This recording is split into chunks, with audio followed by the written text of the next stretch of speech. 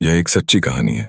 कहते हैं एक युवती अपने दोस्तों के साथ रात बिताने निकली और भोर की अफरा तफरी में उसकी मुलाकात एक ऐसे आदमी से हुई जो किसी सपने से निकला हुआ लगता था।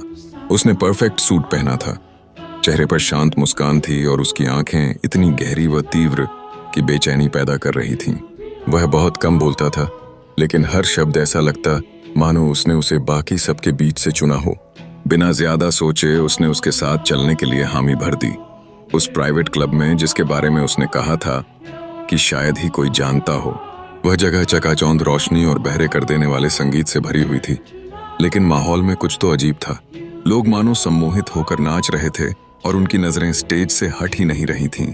उसने युवती को एक ड्रिंक दी जो लाल रोशनी में चमक रही थी और दूसरे ही घूंट के बाद उसकी दुनिया घूमने लगी।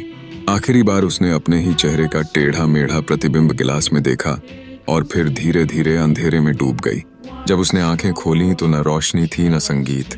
वह एक ठंडे नम कमरे में थी जिसे बस एक झिलमिलाती बल्ब की रोशनी दिखा रही थी। दीवारों पर अजीब दाग थे।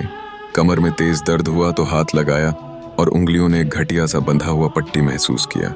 पास रखी कुर्सी पर एक कागज का पर्चा पड़ा था जिस पर लिखा था, दान के लिए धन्यवाद।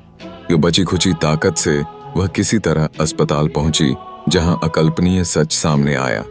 उसका एक जरूरी अंग गायब था। सबसे डरावनी बात यह है कि पुलिस ने सब नकार दिया, लेकिन अलग अलग शहरों से ऐसे ही कई मामले सामने आए। क्या यह बेतुकी संयोग है या फिर सबूत की कोई गुप्त नेटवर्क अब भी परछाइयों में काम कर रहा है और अपने पीछे कोई निशान नहीं छोड़ता?